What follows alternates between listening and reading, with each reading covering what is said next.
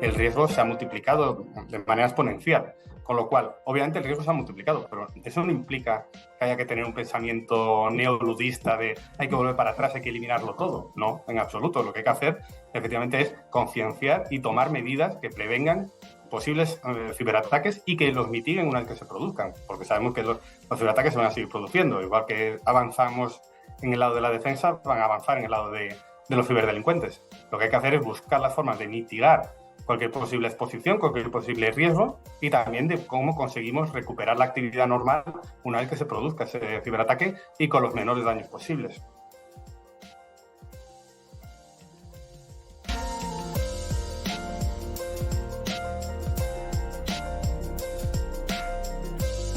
Sí, y también en tema de regulación, ¿no? ¿Qué está pasando con respecto, ¿no?, a la regulación a nivel mundial de la inteligencia artificial? ¿Se quiere regular para que sea segura, seguir innovando? Cuéntanos un poco qué está pasando con respecto a eso. Sí, no, con la regulación, de hecho, es digamos, la forma de intentar precisamente eso, mitigar esos riesgos sin perder esos avances o ese potencial que se nos ha prometido. La regulación, de hecho, con autorregulación las compañías llevan trabajando mucho tiempo. De hecho, Microsoft en 2018 sacó su, digamos, código ético de cómo trabajar en inteligencia artificial. Amazon también lo sacó, Google también lo sacó, pero al final que una empresa se autorregule no te garantiza que todo el ecosistema lo haga, con lo cual al final hacía falta, y es necesario, y lo han pedido también las compañías, que haya una regulación nacional e internacional para poder afrontar los retos de la inteligencia artificial. En ese sentido, la Unión Europea, como bien sabemos, lleva años trabajando ya en la AI Act, que es la Ley Europea de Inteligencia Artificial, que se aprobará, se presupone, para enero de 2024. Habrá 2 años para que entre en vigor. Y es una ley que aspira a ser la pionera en este ámbito a nivel internacional, con la cual se intenta regular la inteligencia artificial, como tú bien decías, equilibrando la innovación, que no se pierda ese ritmo de innovación y al mismo tiempo eliminando los principales riesgos o las principales amenazas de la inteligencia artificial.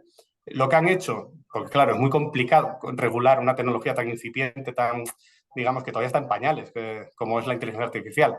Entonces, lo que han hecho ha sido crear un sistema de riesgos, de niveles de riesgo, en el cual, en vez de prohibir una aplicación concreta, o una empresa concreta, una tecnología concreta de inteligencia artificial, lo que han hecho ha sido establecer para distintas aplicaciones o casos de uso que afectan digamos, a personas o a empresas, establecer niveles de riesgo, en lo cual se aplican normativas distintas y ciertas restricciones según el nivel de riesgo que se le asocie, con lo cual te permite ir adaptando a cada empresa, a cada caso de uso, cada utilidad que se le aplique de la inteligencia artificial, irle identificando un nivel de riesgo y, por tanto, la regulación apropiada. Y además te permite que no solamente sea para lo que ya conocemos hoy en día de inteligencia artificial, sino que te permite que cualquier avance futuro que pueda haber se pueda englobar dentro de esos niveles de riesgo que ha planteado la Unión Europea.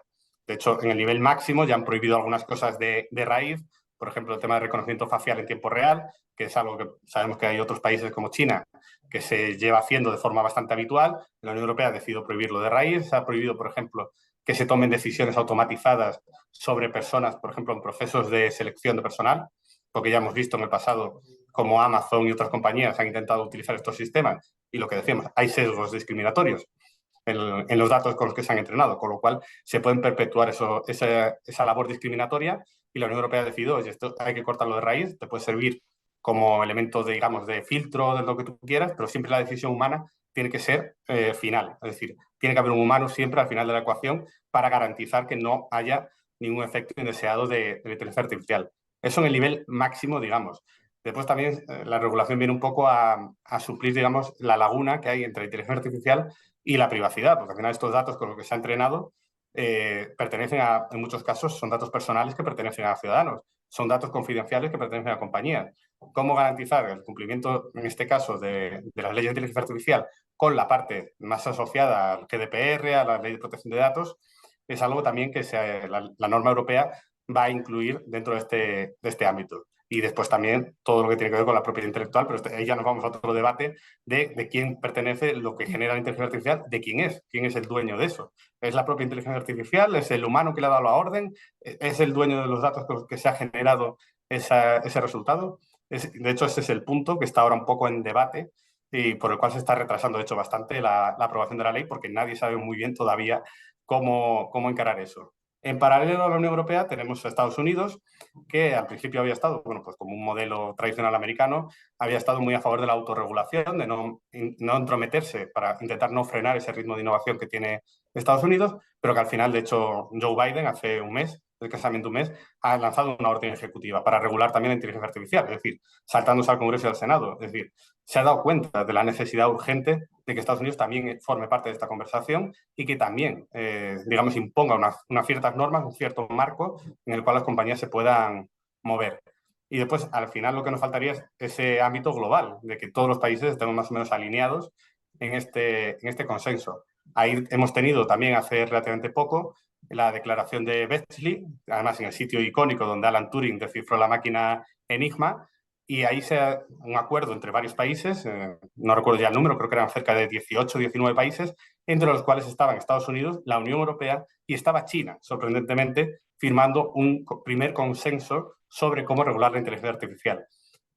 Digo primer consenso porque, bueno, fue una declaración que es icónica, obviamente es el primer documento que China firma junto a Estados Unidos y Europa para regular la inteligencia artificial, pero es un documento muy vago, muy genérico todavía. Se supone que va a haber comisiones y un desarrollo posterior, pero por ahora es un documento muy genérico que no compromete a nadie ni impone ninguna obligación a nadie, con lo cual veremos cómo se desarrolla, pero efectivamente 2024 va a ser cuando Europa regule la inteligencia artificial, eso lo tenemos todos claro. Estados Unidos va a ir detrás con la orden ejecutiva de Joe Biden y China veremos si se suma a través de estos acuerdos internacionales, si se suma o no. Pero bueno, China ya sabemos que va en otra historia, también con otro sistema político distinto y bueno, también su credibilidad a la hora de regular este tipo de aspectos, pues bueno, es la que es. Pero bueno, que sí que estamos en ese esfuerzo de regular la inteligencia artificial y sí que es necesario porque si no, no podremos mitigar esos riesgos, no podremos seguir avanzando mientras tengamos, como quien dice, una espada de Damocles amenazando al desarrollo propio de esta tecnología. Qué interesante. Iremos viendo en los próximos meses qué va pasando. Y más evolución tecnológica, más riesgos cibernéticos, como hemos visto, y más necesidad de concienciación e información sobre las nuevas tecnologías. ¿Cuánto de exacta es esta afirmación? Cuéntanos tu opinión. Yo creo que es totalmente exacta, lo has dicho perfecto. Al final todos los avances, pero es que va inherente al desarrollo tecnológico. Cualquier tecnología tiene unos riesgos asociados, pero ya no solamente las tecnologías digitales, si nos fijamos en tecnologías mecánicas, en las revoluciones, como digo, industriales anteriores, también tenían unos riesgos laborales, tenían unos riesgos también de funcionamiento, tenían unos riesgos incluso a nivel medioambiental, a nivel de sostenibilidad. Con lo cual, ahora en el ámbito digital, obviamente el principal riesgo es el riesgo cibernético. Eso lo tienen todas las tecnologías, es inherente y según vayamos desarrollando, obviamente va a haber más riesgos. De hecho, en el momento en que, bueno, digamos, se abrió el paraguas y empezó a aparecer el concepto de la nube pública, ahí ya se abrió muchísimo el paraguas de los riesgos cibernéticos. En el momento que apareció el Internet de las cosas, el edge computing, el riesgo ya se amplificó, porque antiguamente, recordemos, el modelo de seguridad tradicional era tú tienes tu empresa, pones firewalls alrededor de tu empresa y tienes todo lo que esté dentro es correcto, todo lo que esté fuera es una posible amenaza. En el momento que la superficie de ataque básicamente la has difuminado y ya no existe, se ha convertido en una barrera líquida en la cual cualquier cosa puede estar en cualquier elemento y todo va a estar interrelacionado con lo que está en tu empresa, el riesgo se ha multiplicado de manera exponencial. Con lo cual, obviamente el riesgo se ha multiplicado, pero eso no implica que haya que tener un pensamiento neoludista de hay que volver para atrás, hay que eliminarlo todo. No, en absoluto. Lo que hay que hacer efectivamente es concienciar y tomar medidas que prevengan posibles ciberataques y que los mitiguen una vez que se produzcan, porque sabemos que los ciberataques se van a seguir produciendo. Igual que avanzamos en el lado de la defensa, van a avanzar en el lado de los ciberdelincuentes. Lo que hay que hacer es buscar las formas de mitigar cualquier posible exposición, cualquier posible riesgo y también de cómo conseguimos recuperar la actividad normal una vez que se produzca ese ciberataque y con los menores daños posibles. Con lo cual, sí, estoy de acuerdo con la premisa, es necesaria mayor concienciación, es necesario mayor trabajo, pero no porque sea algo extraordinariamente negativo, sino es que es algo normal con el desarrollo de cualquier tecnología. Cualquier cosa conlleva un riesgo, cualquier decisión que tomemos conlleva un riesgo, con lo cual lo que tenemos que hacer es convivir con ello y ser capaces de adaptarnos lo mejor posible a ello. Bien, y entonces el bienestar cibernético, la concienciación en ciberseguridad puede ir, ¿no?, de la mano de la innovación tecnológica. No es que pueda ir, es que debe ir de la mano de la innovación tecnológica. De hecho, la parte de ciberseguridad en gran parte es un gran motor de la innovación tecnológica. Muchísimos de los avances que estamos teniendo se han producido o han venido instigados por la parte de ciberseguridad. Por ejemplo, cambiando un poco de tercio de la inteligencia artificial, pero estamos viendo toda la parte de computación cuántica, que estamos también viendo cómo la revolución se va a venir en los próximos años, esperemos. Surgió primero por las redes cuánticas y en segundo lugar surgió por la parte de cifrado cuántico. Con lo cual hemos visto como esa parte de ciberseguridad o ese temor por la ciberseguridad ha hecho que se impulse de una forma exponencial toda la innovación asociada a esa tecnología, ya con muchos casos de uso que no tienen nada que ver con la ciberseguridad. O sea que yo sí que creo que la innovación y la ciberseguridad no es que puedan ir de la mano o se puedan ayudar, es que tienen que ir juntas desde el minuto uno. Y además estamos viendo ahora todo el desarrollo de estos conceptos, ¿no? De seguridad por diseño, que antes era seguridad por defecto, ahora ya es seguridad por diseño. Es decir, tú no puedes, digamos, crear una innovación y después pensar, anda, mira, tenemos un posible problema de ciberseguridad, a ver cómo lo resolvemos. Tú tienes que haber diseñado eso pensando desde el minuto uno en esa parte de que puedes ser vulnerable o no y cómo vas a mitigar ese riesgo. Con lo cual, innovación y ciberseguridad tienen que ir de la mano. En eso yo creo que hay un consenso bastante grande entre todos los expertos. Muy bien. ¿Y cómo influye el mundo de las empresas en esta creación de conciencia global y cultura de bienestar cibernético? ¿Cómo nos pueden ayudar las empresas a crear esta cultura de ciberseguridad? Es que todo comienza por las empresas. Al final, cualquiera somos obviamente potenciales objetivos de un ciberatacante. Incluso la gente de a pie, obviamente, somos una víctimas muy fáciles, pero al final el principal target o el principal objetivo a nivel de interés también económico, a nivel también de interés de interrumpir sus operaciones, son las empresas, con lo cual son las primeras interesadas en intentar controlar, mitigar este tipo de riesgos. Y como se suele decir, al final, en cualquier organización, en cualquier complejo o entramado, el punto más débil, o sea, la debilidad la marca el punto más débil de la cadena. Y el punto más débil de la cadena, al final, desgraciadamente, siempre somos los seres humanos. Con lo cual, la única forma de mitigar o de intentar reducir la exposición que tienes con ese punto más débil, que somos los seres humanos, en este caso los trabajadores de la empresa, es por la vía de la concienciación. Y además, recordemos, todos trabajamos, con lo cual, la forma también de que esos hábitos, de que esa parte de concienciación y ciberseguridad también llegue a tu vida personal, a tu vida doméstica, es a través de la empresa, donde puedes tener acceso a formaciones, donde puedes tener acceso a ciertos recursos que te pueden ayudar a tener conciencia sobre cómo evitar ser una víctima de un ciberataque, estoy hablando de un phishing o cualquier cosa por el estilo, pero también de cómo poder resolverlo, cómo poder actuar en caso de que te veas expuesto a una situación parecida. Con lo cual, esa parte para mí de las empresas no es solamente una parte reactiva de reaccionar o cómo tener equipos preparados, un SOC preparado para actuar ante un ataque, sino que todos los empleados deben formar parte de esa cultura de ciberseguridad que les permita reducir ese nivel de exposición que al final es fundamental, porque lo que digo, el elemento más débil siempre es el humano, con lo cual, si el humano no está preparado, al final la empresa no está preparada, con lo cual es una simbiosis que se tiene que producir sí, o si no, obviamente tendremos problemas, y las empresas lo estamos viendo cada vez más,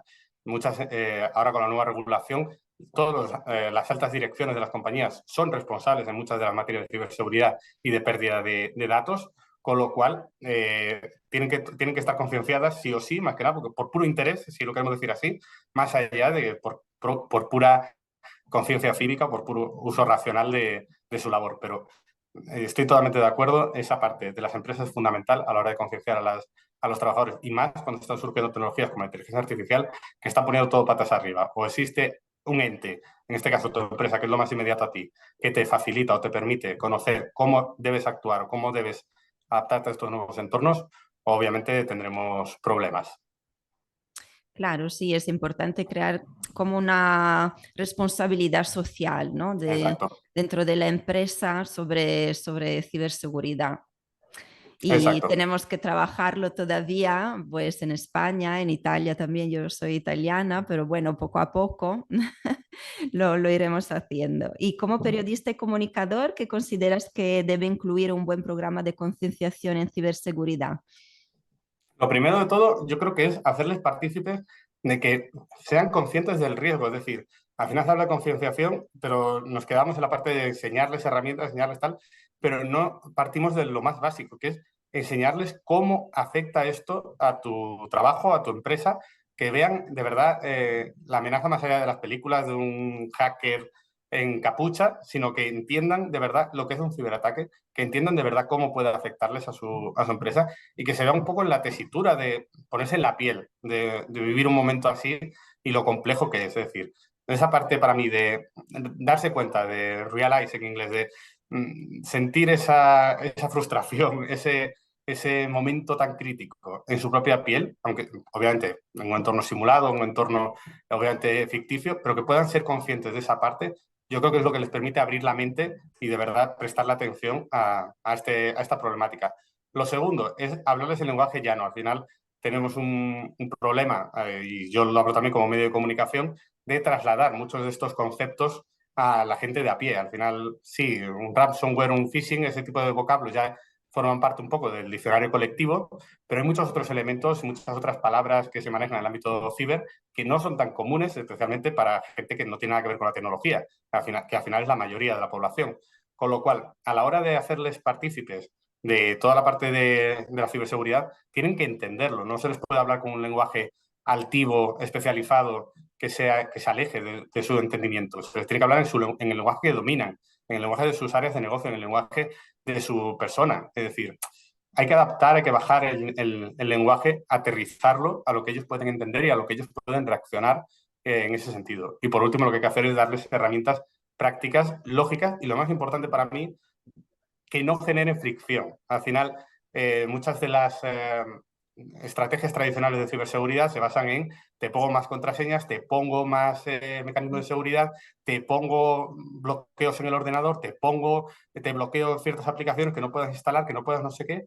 Perfecto. Desde el punto de vista de un director de ciberseguridad es la mejor estrategia del mundo. El problema es que ese trabajador va a tener que utilizar herramientas, va a tener que hacer cosas que se tiene que saltar esos bloqueos. Si tú no se lo has facilitado, lo que va a hacer es directamente irse por otro lado, que tú no vas a tener visibilidad, que es lo que se llama el shadow IT, el IT oscuro, que el director de seguridad no controla. Es decir, lo que estás provocando es que un nivel de amenaza bestial que ni siquiera conoces, del cual no tienes visibilidad y que lo has provocado tú mismo por ponerle una fricción, por ponerle barreras que el usuario no va a entender. El usuario lo que quiere es trabajar, hacerlo de forma fácil, sencilla, y no va a entender ese tipo de bloqueos, ese tipo de trabas a su labor. Entonces tienes que buscar qué herramientas se le pueden explicar, qué herramientas se le pueden facilitar, que sí le permitan estar seguro, pero sin cortapisarle o sin provocarle que al final te crees ese pseudo IT que al final va a ser el efecto contrario, va a ser totalmente contraproducente para la compañía. Con lo cual, para mí, ese camino de primero hacerles partícipes y que se den cuenta de la necesidad real, después hablarles en lenguaje llano que puedan entender y, por último, intentarles explicar estrategias o herramientas que no supongan una traba para su trabajo, que no les generen una fricción adicional. Para mí es, digamos, el trío de ases para poder hacer una estrategia de concienciación como Dios manda. Muy bien. Y para terminar, ¿cuál es tu visión de innovación empresarial de aquí a 5 años? Uf, a 5 años todo puede cambiar, Sí. todo puede cambiar. Si me lo hubieras preguntado hace un año, no sé si hubiera dicho inteligencia artificial como la gran revolución en este momento, y en cambio mira cómo estamos ahora. No sabría qué decirte. Obviamente, el camino que tenemos por delante con todo lo que tiene que ver con inteligencia artificial es enorme, todavía queda muchísimo por explorar y muchísimo por trabajar, con lo cual yo espero grandes avances en todo lo que tiene que ver con inteligencia artificial. Todo lo que tiene que ver también con computación cuántica promete grandes avances, especialmente en el ámbito de investigación, más puramente académico, de investigación farmacéutica, etcétera. Ahí puede haber un gran catalizador, un gran avance en los próximos años, con lo cual habrá que estar atentos. Y después hay otras tecnologías que siempre están como, quien dice, en segunda fila, pero que siempre están prometiendo grandes avances, como el blockchain, por ejemplo, a la hora de gestionar la trazabilidad de muchos elementos, a la hora de gestionar contratos que sean inmutables. Ese tipo de elementos que son, digamos, un pelín menos sexys, por así decirlo, pero que al final también son realmente interesantes y que tienen un futuro prometedor por delante. Y después, por supuesto, todavía seguimos en otras cosas más terrenales, como todo lo que tiene que ver con la nube, seguimos avanzando y desarrollando la nube, con lo cual, en ese sentido, ese cambio de modelo de entrega de servicios digitales va a seguir produciéndose en los próximos años. Y, por supuesto, como telón de fondo, hasta la ciberseguridad. La ciberseguridad va a seguir inherente, lo que decíamos, va a ir pegada a todos y cada uno de estos elementos disruptores que vamos a ir teniendo en el futuro cercano. La ciberseguridad va a ser un elemento inherente, pegado a todos ellos. Con lo cual, La verdad es que 5 años, ojalá nos veamos otra vez en 5 años y veamos si se ha cumplido alguna de estas previsiones, pero que la ciberseguridad estará inherente a cualquiera de los avances que se produzcan, de eso estoy plenamente convencido. Muy bien, hemos terminado. Muchas gracias, Alberto, por tu valiosa participación y a ver si nos vemos en otra ocasión o nos vemos antes de los 5 años, a ver si Ojalá. nos contamos más cosas. Y nada, muchas gracias otra vez Muchas, y muchas gracias a ti, Sonia, muchas gracias a Cepo por la invitación y a todos los que estén viendo este vídeo. adiós. Hasta luego.